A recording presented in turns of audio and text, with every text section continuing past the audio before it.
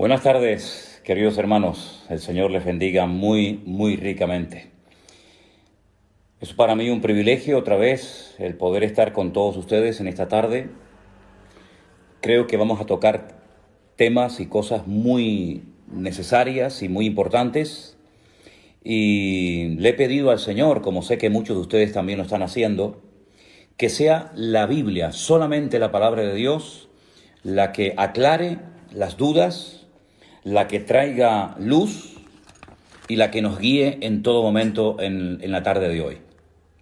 Estoy plenamente convencido que la Biblia es lo único que puede curar la peor o una de las peores enfermedades, que es la ignorancia. No hay nada peor que ser un cristiano, que ser un creyente ignorante. Y lamentablemente, con todos mis respetos, tengo que decir que en cuanto a la Escritura hay mucha ignorancia, mucha, comprensión, pero muy defectuosa, ideas muy extrañas, muy raras, interpretaciones demasiado particulares y personalistas. Y como dije el otro día, ninguna profecía de la palabra de Dios se puede interpretar unilateralmente. Y por supuesto descartamos de entrada el yo siento, el yo creo, el Dios me dijo, porque yo creo que eso ya a estas alturas como que no pega, ¿no? Tenemos que leer detenidamente los textos cuando los queremos estudiar, compararlos con otros pasajes paralelos de la Escritura y darnos cuenta de que la Biblia se interpreta a sí misma. Y lo que no entendemos en una parte, la podemos entender en otra y así sucesivamente. Ahora bien, yo creo que tenemos la obligación y la responsabilidad de entender todo lo que se pueda entender. Hay cosas que lógicamente se escapan de nuestro conocimiento, pero repito, todo lo que se puede entender, creo que es nuestra obligación entenderlo. Y también creo que es nuestro deber, y por eso oramos al Señor, para que Él nos ayude a descubrir lo oculto en lo que ha sido revelado. ¿Me explico? Hay muchas cosas en la Biblia que han sido reveladas, que parece que están ocultas, que no se perciben a priori, pero que con la sabiduría, con el conocimiento, con la práctica, con la experiencia y sobre todo con la gracia de Dios, podemos llegar a descubrir muchas cosas que han permanecido ocultas, que están aparentemente ahí como escondidas, pero que cuando comenzamos a meternos en la maravillosa palabra de Dios, comenzamos a descubrir cosas realmente extraordinarias. A través de nuestro hermano Freddy, pastor en Alicante, él me comentaba, me sugería que pudiéramos hablar en esta tarde un poco acerca de la unción. Y lo vamos a hacer. Pero hoy vamos a hacer como dos bloques. Vamos a hablar acerca del tema de la unción, qué es, dónde se puede conseguir, etcétera, etcétera, para qué sirve. Pero permítame decirles que en estos días estoy recibiendo muchísimas preguntas de todas partes. Y quiero dejar algo bien claro, hermano. Mire, no voy a responder a preguntas que están claramente explicadas en la Biblia. Me explico. No quiero que primeramente me hagan una pregunta a mí de algo que está escrito en la palabra y luego vayan a la palabra. Vamos a hacerlo al revés. Vaya a la Biblia, busque en la palabra de Dios la respuesta a su pregunta y si usted lee los pasajes que yo le pido que lea y no los entiende por el motivo que sea, entonces me preguntan a mí. Pero no recurran primeramente a mí haciéndome preguntas sin haber ido previamente a la palabra. Primero hay que ir a la Biblia, primero hay que ir a la palabra de Dios y luego usted puede preguntar todo lo que quiera. Dicho de paso, también decirles que me han hecho preguntas, lo digo esto con todo mi respeto, muy extrañas. Hoy alguien me pedía que por favor explicara en qué consiste el pánico espiritual. Perdóneme, pero es la primera vez en mi vida que me hacen esa pregunta y no tengo ni la más remota idea. El pánico espiritual. Que explique la doctrina del balcón. No entiendo lo que es la doctrina del balcón. Está circulando un vídeo por la República Dominicana que varios pastores y varios apóstoles, volvemos otra vez al tema de los apóstoles, que tienen que buscar en las páginas de la Biblia, sobre todo en el libro del Génesis, un pelo, una pluma, una hoja o cualquier cosa, y con eso que usted encuentre metido entre las páginas de la Biblia, usted sabe que hay gente que dentro de las páginas de la Biblia tiene metido millones de cosas. Bueno, pues vaya al libro del Génesis, dicen estos personajes, y lo primero que encuentre en cualquier página del libro del Génesis, lo encuentra, se lo frota y ya automáticamente usted está sanada o, digamos, vacunada en contra del coronavirus. Sí, cosas realmente, permítame, increíbles, sinceramente tremendas, ¿no? Pero bueno, vamos a ir en serio ahora, vamos a ver. Yo quiero tener un primer bloque, una primera parte para estudiar o para por lo menos comentar lo que nos explica el profeta Ezequiel en dos capítulos de su libro. Concretamente el capítulo 38 y el capítulo 39 del libro de Ezequiel. Mucha gente me ha preguntado por estos personajes, por estas naciones que aquí se mencionan. Por ejemplo, en el capítulo 38 del libro de Ezequiel, en el versículo 5 y 6, se menciona a Persia, a Cus, a Fut, a Gomer, a Togarma, y algunos me preguntan, esas naciones que se mencionan aquí, esos países o esas ciudades, hoy en día, ¿a qué países corresponden? Bueno, vamos a empezar respondiendo a esta pregunta. Antiguamente, al actual país de Irán se le conocía como Persia. Usted sabe que los persas, junto con los medos, formaron un imperio que fueron el que derrotaron al imperio de los babilónicos, el rey Nabucodonosor. Los persas en la actualidad son los iraníes y los kurdos, que no tienen tierra, serían los medos, ¿vale? Así que ya tenemos explicada quién es Persia. Cus es Etiopía. Recuerden ustedes los cusitas. ¿Se acuerdan ustedes que había un problema porque Moisés estaba casado con una mujer cusita, con una mujer de color? Era de Etiopía. También se menciona a Fut.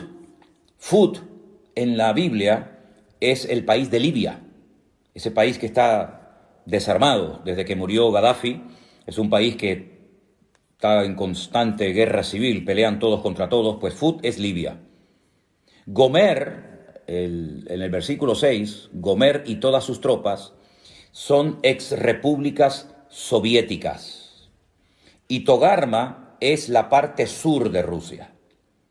Ahora, cada vez, y si no al tiempo y lo veréis, cada vez se va a ir hablando más de Rusia, de China, de algunos países árabes y también, como no, de Europa. En las profecías de la Biblia, las que aparecen en el libro de Ezequiel, en el libro de Daniel y otros libros, yo por lo menos no veo por ninguna parte a Estados Unidos. Algunos dirán, pero bueno, Estados Unidos es una gran potencia económica, una gran potencia política. Sí, es cierto, no lo discuto. Pero no pinta nada en el panorama, en el programa profético de Dios. ¿Qué le va a ocurrir a los Estados Unidos en los últimos tiempos? Pues mire, yo no sé si esta pandemia que estamos viviendo hoy en día tendrá algo que ver. Lo que se dice es que en Estados Unidos pueden llegar a haber millones de muertos. Y esto va a afectar mucho, sin lugar a dudas, la economía y la estabilidad norteamericana. Y con todo mi respeto, sé que hay muchos hermanos que me escuchan y me ven desde los Estados Unidos, y quiero decir esto con todo respeto. Para muchas personas, Estados Unidos siempre ha sido como una especie de paraíso terrenal, ¿verdad? Los países más cercanos a Estados Unidos, países centroamericanos, países latinoamericanos, siempre o muchas veces el sueño de muchos era poder ir a los Estados Unidos y conseguir un buen trabajo y poder empezar una nueva vida. Y no hay nada malo en eso, ¿ok? De hecho, los fundadores, los padres de Norteamérica vinieron de Europa porque buscaban una vida nueva, ¿verdad? Pero lo que no podemos caer es en el error de creer que Estados Unidos es como una especie de gran papá, una especie de Dios, y de esa manera ya todas nuestras necesidades materiales y espirituales están cubiertas. El famoso sueño americano, ¿verdad? Bueno, gloria a Dios por los Estados Unidos, gloria a Dios por todos los miles de misioneros que han mandado por toda la faz de la tierra. Gloria a Dios por los millones de dólares que han salido de las arcas de las iglesias y de los bolsillos de muchísimos hermanos y ministerios norteamericanos. Pero Estados Unidos, espiritualmente hablando, está en una crisis tremenda. Y los hermanos que viven en Estados Unidos lo pueden confirmar. Estados Unidos hace mucho, mucho tiempo que tiene que volver en genuino arrepentimiento al Señor. Y pienso que a lo mejor este presidente que tienen en la actualidad, Donald Trump, puede ser tal vez la última oportunidad que tengan los norteamericanos antes de entrar en un trato muy severo de parte del Señor, para que vuelvan otra vez a la senda antigua, para que vuelvan otra vez al origen, para que vuelvan otra vez a la fuente de la vida, que es nuestro Señor Jesucristo. Entonces, el Estados Unidos no aparece en el programa profético de Dios, pero Rusia sí, y China también, y los países árabes también, y Europa también. Y por eso cada vez vamos a oír más de Rusia. Cada vez los chinos, por un motivo o por otro, cada vez se va a hablar más de ellos. Y de Europa, la pobre Europa, la pobre víctima que no sabe dónde meterse, no sabe hacia qué lado inclinarse. Esa Europa que tiene nombre de mitología griega, que todavía no sabe cuál es su identidad, si tiene que abrirse a todas las religiones, si tiene que volver al cristianismo, si tiene que ponerse del lado de unos países o ponerse al lado de otros países. Bueno, pues en esos cuatro grupos, ahí se mueve prácticamente todo lo que va a ser el futuro. Y lógicamente, no podía ser de otra manera, Israel, ¿verdad? Entonces, repito, Rusia, China, Europa y algunos países árabes, cada vez se va a hablar más de ellos. No me malinterpreten con lo que voy a decir a continuación. Aunque es una realidad este tema famoso del coronavirus, y aunque es un hecho de que hay miles de personas que están muriendo en todas partes del mundo por este tema, que esto no sea algo que nuble nuestra visión espiritual, por favor. Que esto no nos despiste, porque hay profecías que para que se cumplan tienen que darse situaciones muy, muy parecidas a las que estamos viviendo en este tiempo. Digamos que este sería el caldo de cultivo o el inicio, el comienzo de un proceso que ya no va a dar marcha atrás. Es una especie como de cuenta regresiva. Y esta pandemia va a traer muertes, esta pandemia va a traer crisis económica, esta pandemia, este virus va a traer paro, va a traer un desequilibrio en las naciones, y este va a ser el caldo de cultivo para que muchas naciones, para que muchas superpotencias, Rusia, China, etcétera, pues intenten posicionarse y repartirse luego el pastel, porque esto va a terminar, evidentemente. Esto del coronavirus no va a ser para siempre, no va a ser algo eterno, pero este es el preludio, este es el prefacio, esta es la introducción a algo que viene de una forma terrible. Y Rusia va a comenzar a posicionarse en la geopolítica mundial, y los chinos también, etcétera, etcétera. Es interesante notar que mientras ahora toda Europa o muchas partes del mundo están asustadas y están buscando mascarillas y respiradores por todas partes del mundo, ahora es China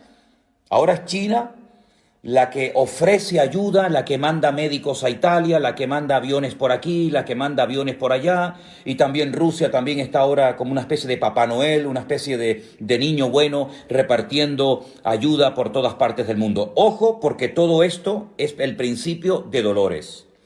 Y hay un nombre en la Biblia, en el libro de Ezequiel, capítulo 38 y 39, que es el nombre God. God. God es un nombre simbólico. No es el nombre de una persona, pero en cierto sentido podríamos decir que ese inicuo, ese hijo de pecado, ese cuerno pequeño del cual nos habla Daniel, o ese anticristo del cual nos habla el apóstol Juan, es este personaje llamado God. Ahora, si os dais cuenta, hay un rey en la historia de Israel cuyo nombre empieza por la misma letra que por la que termina. ¿Saben cuál es, verdad? ¿Cuál es el rey de Israel que empieza por la misma letra su nombre y termina, que empieza por una letra y termina por la misma letra? El rey David. David en hebreo son 3 letras, Dalet, Vat, Dalet. Y ahí hay un mensaje, ahí hay algo muy importante. Es decir, no es una persona, digamos, fluctuante, que es una cosa ahora y una cosa más tarde. Fíjense qué nombre le da la Biblia a este perverso, a este inicuo, a este hombre de pecado, a este hijo de perdición, como lo denomina Pablo en una de sus cartas a la iglesia de Tesalónica. A este personaje se le conoce en el Antiguo Testamento como God. Y los judíos en Israel, en el judaísmo, se conoce a God como un hombre malo, al que nosotros denominaríamos o llamamos el anticristo. Y fíjense que su nombre empieza por la letra Gimel, la G en español, y termina por la misma letra, God, G-O-G. Es como una especie de imitación de todo lo que Dios, de todo lo que el Señor ha estado haciendo a lo largo de la historia. Es la última oportunidad que Satanás tendrá para poder alcanzar sus objetivos. Ahora, Satanás, por primera vez en toda la historia de la humanidad, va a ir en contra de su esencia. Porque el Señor Jesucristo dijo que Satanás es un ladrón que viene a hurtar, a matar y a destruir. Pero por primera vez en la historia, un instrumento tremendamente usado por Satanás, como va a ser este God o este anticristo, va a ofrecer algo que Satanás no puede ofrecer porque va en contra de su esencia. ¿Y saben lo que es? Paz y seguridad. Satanás, desde el día que se rebeló contra su creador, no ha tenido ni un día de paz. Es un ser atormentado, es un ser amargado, es un ser errante, no tiene amigos, no tiene familia, no tiene nada a lo que agarrarse. Es un ser solitario que sabe que le queda poco tiempo y a través de todas las edades ha intentado destruir, neutralizar, hacer fracasar el plan de Dios, y ahora cambia la estrategia y comienza a ofrecer a través de este personaje paz y seguridad. Ahora bien, este personaje, el anticristo, que se va a levantar en los últimos tiempos, se va a manifestar como el hombre de pecado, ofrecerá paz y seguridad, pero cuidado, es falso. Da una imagen totalmente diferente a lo que realmente es. Lo pueden ver en el libro de Apocalipsis. Su apariencia es una cosa, pero cuando habla es otra. Entonces es muy importante ver los animales de los cuales se habla en el libro de Daniel, y nos dice la Biblia que es como un león, que es como un oso, que es como un leopardo. Es una mezcla de esos imperios que nos han precedido en el pasado, pero lo que va a hacer a los 3 años y medio de su reinado, de su gobierno, va a ser una traición. Se va a volver en contra del pueblo de Israel. Pero aquí también Dios sigue dominando y controlando el orden mundial. Porque, dicho sea de paso, si os dais cuenta, cada vez esta expresión que acabo de mencionar, cada vez se está oyendo más en la televisión, en las radios. El nuevo orden mundial, el nuevo orden mundial. Todo va a cambiar. La geopolítica, la economía, etcétera. Bueno, pues esto del nuevo orden mundial no es nuevo, por lo menos para nosotros los estudiantes de la Biblia, los que creemos en el Señor. ¿Por qué? Porque evidentemente viene un nuevo orden mundial. Das en cuenta que ya, por ejemplo, uno de los grandes de Europa ya se fue. Esto era impensable hace unos años, que los ingleses decidieran marcharse de Europa, pero ya es un hecho. El famoso Brexit ha hecho que Inglaterra saliera de Europa. Ya es uno menos. Hay una serie de países en este momento en Europa que no están dispuestos a echar una mano, a ser solidarios, por ejemplo, con Italia, por ejemplo, con nosotros los españoles, por ejemplo, con Francia. Hay una tirantez, hay una división interna en la Unión Europea, que de unión no tiene nada. Y por otra parte, están ahí como esperando la oportunidad los árabes. Los árabes que van a jugar un papel fundamental en los últimos tiempos, porque los árabes tienen algo que el mundo necesita, pero se está tratando de desarrollar nuevas tecnologías, se está tratando de evitar que se dependa 100% del petróleo de los países árabes. Y ahora, por ejemplo, Estados Unidos está pensando en venderle de su petróleo al mundo. Y por otra parte tenemos a Rusia desde hace años con tecnología curiosamente alemana y norteamericana, parece mentira, tratando de hacer un oleoducto para suministrar gas a toda Europa y para que no dependamos del gas, por ejemplo, de Marruecos o de otros países. Es decir, que todo esto del coronavirus es un hecho, es una realidad, no cabe la menor duda. Pero también no nos olvidemos, hermanos, siervos de Dios, Iglesia de Jesucristo, no nos olvidemos que detrás de esta cortina de humo, detrás de este hecho del coronavirus, se están dando movimientos entre bambalinas que van a cambiar el rumbo de la historia de la humanidad, pero no les quepa a ustedes la menor duda. En los capítulos 38 y 39 del libro de Ezequiel se mencionan a Mesec y a Tubal. Sería muy bueno que ustedes anotaran esta cita, Génesis capítulo 10. En Génesis capítulo 10 se nos habla acerca de los hijos de Jafet. Yo no tengo tiempo para explicar todo esto ahora, pero cuando Noé salió del arca, sus 3 hijos, Sem, Can y Jafet, se extendieron por todas las naciones de la tierra y todas las naciones tienen su origen en Sem, en Can o en Jafet. Y hijos de Jafet fueron Mesed y Tubal, es decir, que Mesed y Tubal fueron nietos nada más y nada menos que de Noé.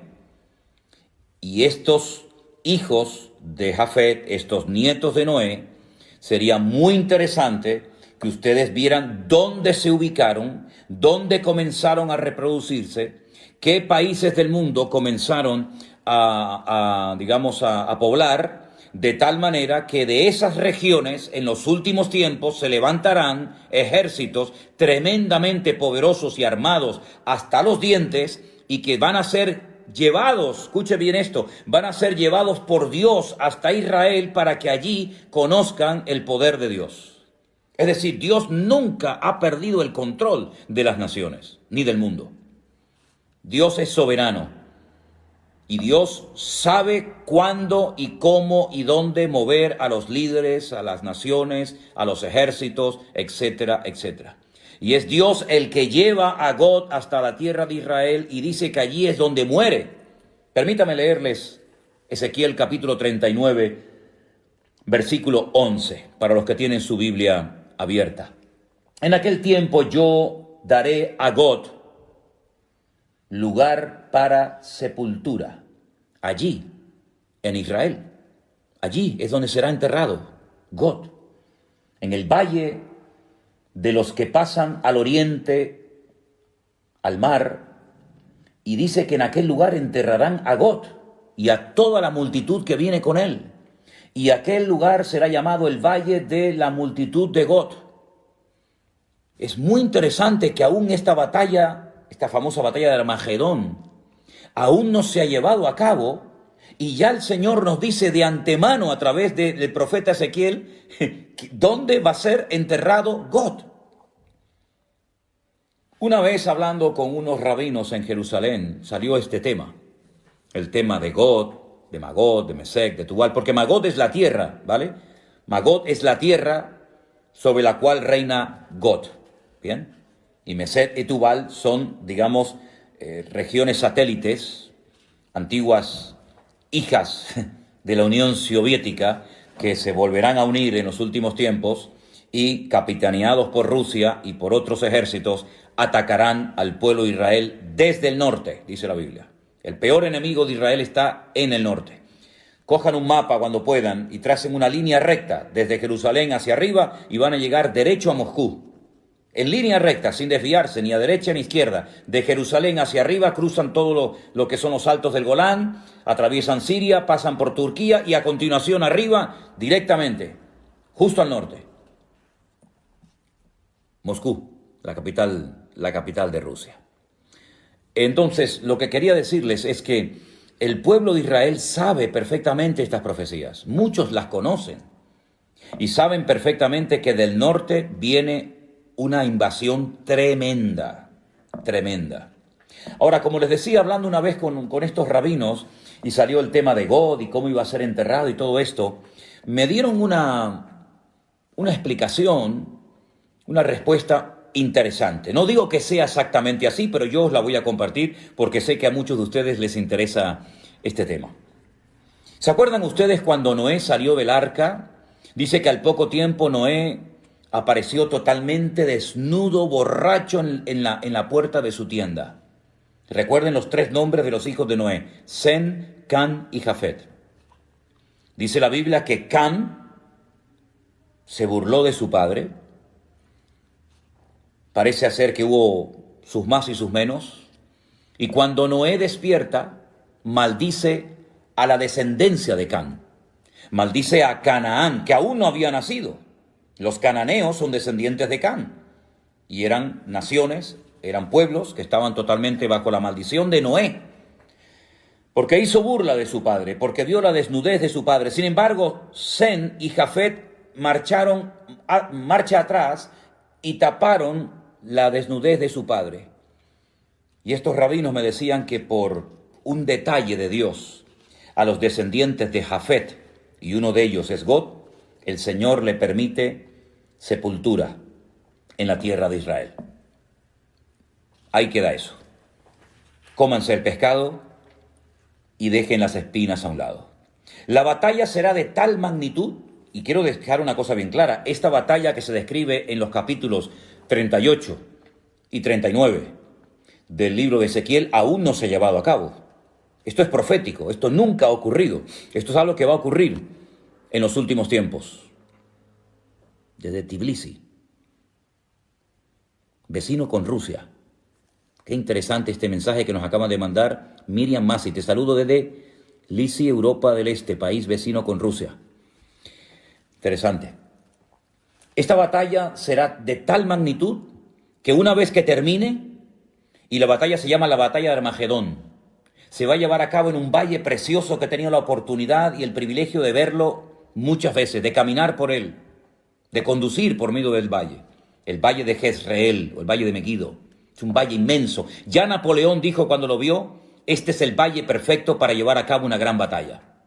Bueno, pues en ese valle se va a llevar a cabo una batalla tremenda que va a llegar hasta el Monte de los Olivos en Jerusalén, donde muere el anticristo y muchas de sus tropas.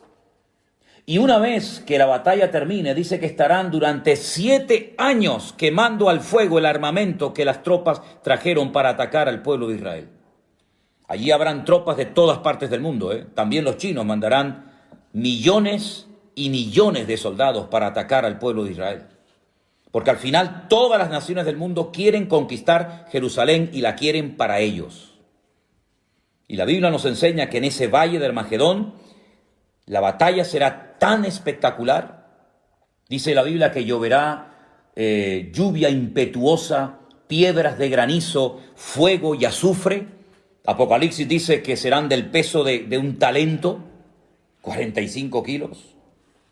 Probablemente está haciendo referencias a bombas, vete tú a saber. Y la Biblia nos enseña que durante 7 años después de la batalla de Armagedón estarán quemando el armamento de todas aquellas personas que vinieron a pelear contra Israel. 7 años. Pero en el versículo 12 dice, y la casa de Israel los estará enterrando por 7 meses para limpiar la tierra. Fíjense la cantidad de millones de personas que mueren, que estarán 7 meses enterrando muertos. ¿Se acuerdan ustedes esas imágenes terribles que están en blanco y negro, que nos recuerdan la liberación de los campos de concentración de Europa por las fuerzas aliadas?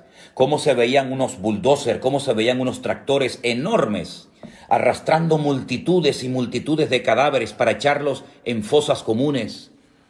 Miles y miles de judíos que fueron enterrados como si fueran animales, sin ningún respeto, sin ningún honor, que fueron enterrados multitudes.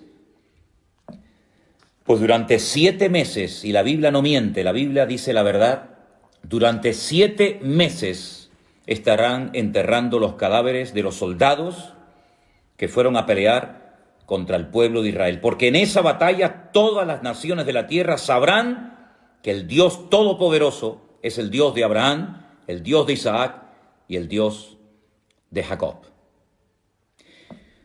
Los enterrarán todo el pueblo de la tierra y será para ellos célebre ese día.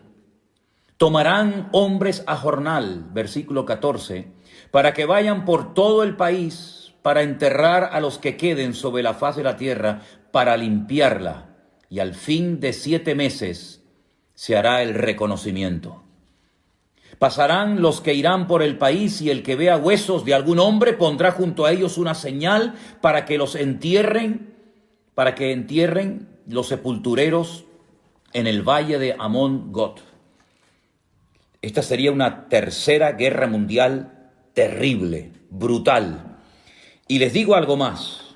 Estamos viendo cómo todas las naciones de la tierra están siendo afectadas, están siendo atacadas por un enemigo invisible, por un pequeño virus que mata. Pues miren lo que dice el capítulo 14 del profeta Isaías. Capítulo 14 del profeta Isaías.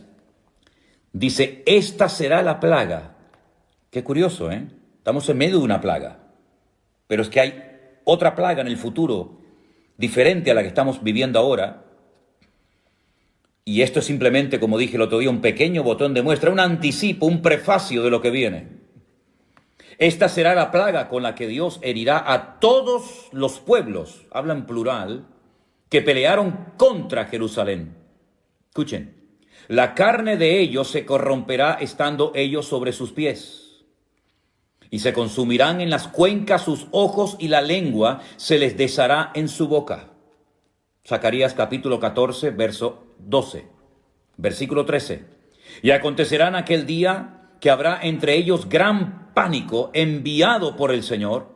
Trabará cada uno de la mano a su compañero y levantará su mano contra la mano de su compañero. Se matarán entre ellos, van a pelear contra Jerusalén, van a querer destruir a Israel y al final se terminan matando y peleando entre ellos. Y no es la primera vez que esto pasa, porque en el Antiguo Testamento, en la Tanaj, sabéis perfectamente que esto ya pasó en otras ocasiones. Todos los que sobrevivan de las naciones tendrán que venir a Jerusalén cada año para adorar al Rey, al Señor de los ejércitos, y a celebrar la fiesta de los tabernáculos. Pero fíjense cómo esta plaga afectará tanto a bestias como a seres humanos, y morirán millones y millones de personas. 7 meses enterrando cadáveres, 7 meses enterrando muertos. Todo esto lo pueden leer ustedes en Zacarías capítulo 14, en Ezequiel capítulo 38 y capítulo 39. Pero para terminar este bloque, permítame llevarles al libro del Apocalipsis, último libro de la Biblia, al capítulo 20. Ha habido una gran batalla, la batalla de Armagedón, una batalla donde han muerto millones de seres humanos. El Señor viene, establece su reino en Jerusalén por 1000 años, y después de los 1000 años, Satanás, que ha estado durante todo este tiempo atado, privado de libertad, sin poder hacer absolutamente nada, pues dice en el capítulo 20, que habla acerca del tema del milenio, en el versículo 7, cuando los 1000 años se cumplan, Satanás será suelto de su prisión y saldrá a engañar a las naciones que están en los 4 ángulos de la tierra. Y otra vez menciona a Gog, a Magog, a fin de reunirlos para la batalla, el número de los cuales es como la arena del mar. Es decir, no han aprendido la lección. El hombre no termina de aprender del pasado, vuelve siempre a cometer los mismos errores. Han visto una batalla tremenda donde han muerto millones y millones de seres humanos, donde han estado 7 años quemando al fuego el armamento, donde han estado meses enterrando cadáveres, donde la sangre dice que ha llegado hasta la altura de los frenos de los caballos, por poner un ejemplo. Terrible. Ríos de sangre. Es como un lagar donde Dios derrama su ira contra las naciones que vienen a atacar a Israel. Comienza el milenio, está el Señor Jesucristo, subimos a Jerusalén a adorarle, estamos allí con Él, vemos su gloria, vemos su imperio, vemos su dominio y su autoridad, sueltan al diablo y vuelven otra vez a juntarse las naciones para atacar otra vez al campamento de Dios. El hombre no termina de aprender. Aprenderán las naciones, aprenderán estos políticos que tenemos, las lecciones que nos está dando la historia, el mensaje que le está transmitiendo Dios a la humanidad a través de esta pandemia. En fin, ustedes saben perfectamente la respuesta. Pasamos a otro tema. La unción. ¿Qué es la unción? La Biblia nos enseña que los reyes, antes de poder gobernar, tenían que ser ungidos, ¿verdad? Vemos, por ejemplo, por poner un ejemplo, vemos a Samuel yendo a Belén de Judea, a la casa de un tal Isaí, para ungir con un aceite especial, el aceite de la unción, como se dice en Éxodo 25:6. Voy a dar una serie de versículos, los que están tomando nota, este es el primero, Éxodo 25:6. El aceite de la unción se preparaba con unas especies muy especiales. El aceite de la unción no se podía utilizar para otras cosas más que para ungir, ¿vale? Y allí en el libro de Éxodo, capítulo 25:6, se habla del aceite de la unción, y también en el libro de Levítico se nos dice un poco de su elaboración, de cómo se preparaba. Vemos en el libro de los Salmos, yo voy a dar el versículo y no puedo leer todos los textos porque si no esto sería interminable. En el Salmo 89:20 dice que el Señor ungió a David para ser rey de Israel. También a otros, ¿no? Pero concretamente el Salmo 89 es el salmo donde encontramos el pacto que hace Dios con David, y en ese pacto incluía una unción especial para ser rey de las 12 tribus de Israel, ¿vale? La palabra Mashiach, ungido, no es un nombre propio, como puede ser Antonio, Tomás, Santiago, Ricardo, Alberto, Manuel, sino que es un título, más que un título, es algo que se hacía sobre las personas, sobre algunos objetos, para consagrarlos para un servicio especial. Se ungían a los reyes, se ungían a los profetas, se ungían a personas para una función específica. El rey de Israel era el ungido del Señor. Ahora, esa unción, ese respaldo divino que se representaba derramando un aceite que se preparaba especialmente sobre la cabeza, sobre las vestiduras. Por ejemplo, en el Salmo 133 nos habla de la unción que se derramó sobre Aarón como sumo sacerdote en el tiempo de Moisés en el desierto, en el tabernáculo, ¿verdad? Esa unción, ese acto de Dios de respaldar a un hombre, de respaldar a una persona para ser rey, para ser sacerdote, para ser profeta o para una función en específica, esa unción, ese respaldo de Dios también se menciona en el Nuevo Testamento. Pero ya no se ve a nadie echándole aceite sobre la cabeza a nadie para que reciba la unción. Es cierto que en el Nuevo Testamento hay algunos textos donde se habla del aceite. Por ejemplo, hoy encontraba un versículo muy interesante, y ese sí quiero leerlo, en Marcos capítulo 6, versículo 13, en el Evangelio según San Marcos, capítulo 6, versículo 13, yo no sé si se han dado cuenta de que ahí se menciona el aceite y la utilizaban los discípulos. Dice que echaban fuera demonios los discípulos, y ungían, derramaban aceite a muchos enfermos y los sanaban. Hay un momento en el que los discípulos les ponían aceite a los enfermos y eran sanados. Y Santiago en su epístola nos dice que está alguno enfermo, llame a los ancianos de la iglesia para que vayan, lo unjan con aceite, y ¿verdad? Entonces vemos que es algo también del Nuevo Testamento, pero no se utiliza en el Nuevo Testamento el aceite para ungir a un pastor, o para ungir a un diácono, o para ungir a una persona para que haga una función específica en el cuerpo de Cristo, es decir, en la iglesia. No, eso no se ve en el Nuevo Testamento. Ahora, sin embargo, el Señor Jesucristo dice en el Evangelio según San Lucas que Él fue ungido para dar buenas nuevas a los pobres. ¿Quién ungió? ¿Quién ungió al Hijo de Dios, al Señor Jesucristo, para el ministerio espectacular que tuvo durante su existencia? Hay dos versículos muy interesantes que me gustaría que leyéramos. Uno se encuentra en Hechos capítulo 4, versículo 27. Hechos capítulo 4, versículo 27, nos dice lo siguiente acerca de la unción. Dice, porque verdaderamente se unieron en esta ciudad contra tu santo Hijo Jesús, a quien ungiste, Herodes y Poncio Pilato, con los gentiles y con el pueblo de Israel. Es decir, Pedro hablando, dando una explicación coherente a los que allí estaban pidiéndole explicaciones acerca de cosas que estaban sucediendo en aquellos tiempos en la iglesia primitiva, dice que Dios ungió a nuestro Señor Jesucristo. También en el mismo libro, pero en el capítulo 10, Hechos capítulo 10, versículo 38, dice, y cómo Dios ungió con el Espíritu Santo y con poder a Jesús de Nazaret, y cómo éste anduvo haciendo bienes y sanando a todos los oprimidos por el diablo, porque Dios estaba con él. Otra vez encontramos en el capítulo 10 del libro de los Hechos una explicación muy interesante dada por el apóstol Pedro.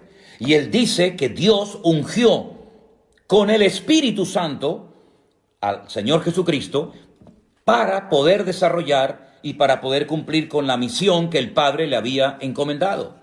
La Biblia, cuando habla del Señor Jesucristo, habla de su ungido. Salmo capítulo 2, versículo 2.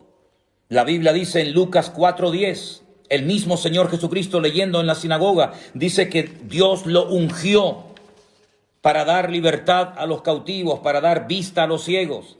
Hemos visto en Hechos 4:27, en Hechos 10:38, cómo el Señor Jesucristo fue ungido. Bueno, recuerden ustedes, mis queridos hermanos, que el día que Juan Bautista bautizaba al Señor Jesucristo en el río Jordán, dice la Biblia que el Espíritu de Dios descendió sobre él en forma corporal como de paloma. Y se oyó una voz del cielo. Y el Padre dijo, este es mi Hijo amado, en el cual tengo complacencia.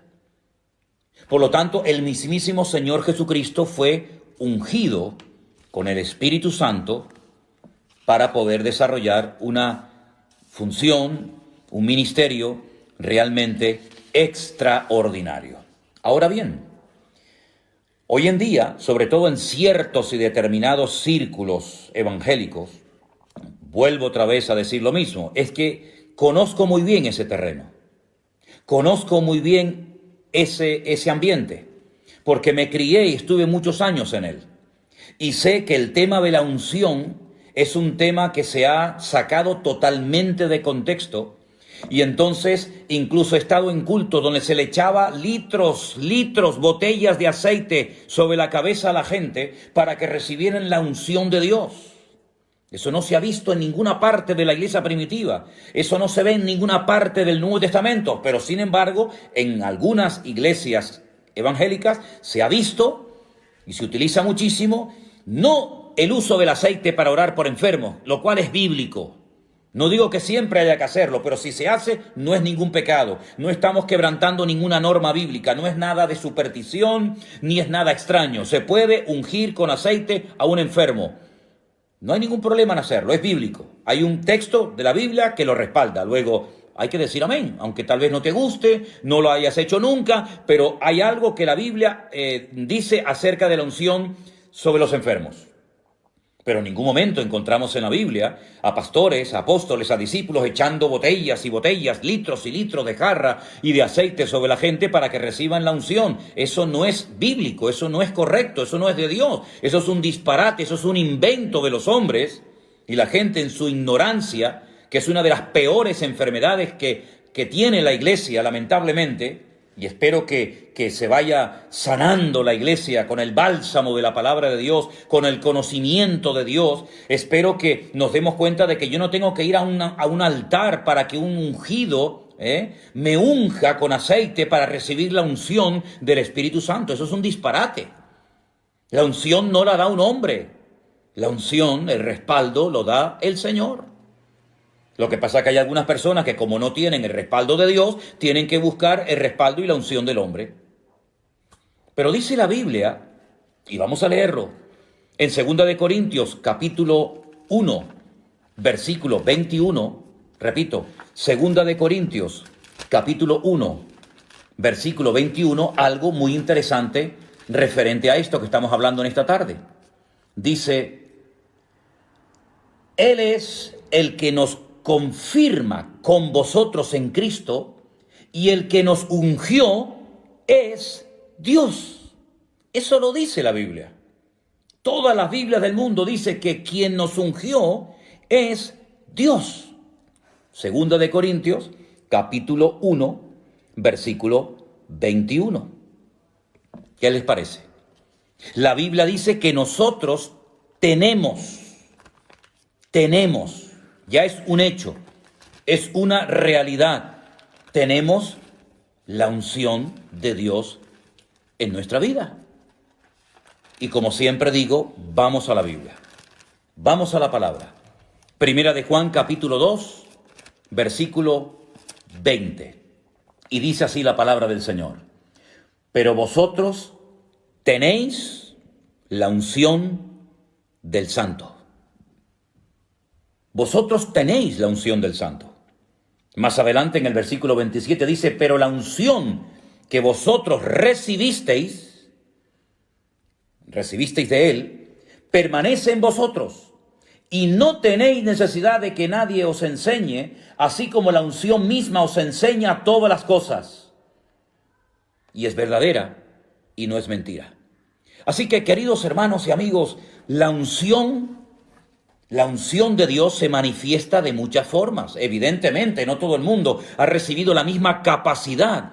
Cambiemos, si quieren, la palabra unción por la palabra capacidad y así nos entendemos todos mejor, ¿les parece? Dios ha capacitado a unos para la enseñanza. Dios ha capacitado a otros para el evangelismo. Dios ha capacitado y ungido a unos para la música, a otros para cualquier otro ministerio. Pero todo creyente tiene el Espíritu Santo en su corazón. Ahora, yo sé que en algunos círculos evangélicos y sobre todo en algunas denominaciones, incluso en la denominación en la que yo me convertí, y lo voy a decir, las Asambleas de Dios. En las Asambleas de Dios se nos enseñaba que el que no hablaba en lenguas no tenía el Espíritu.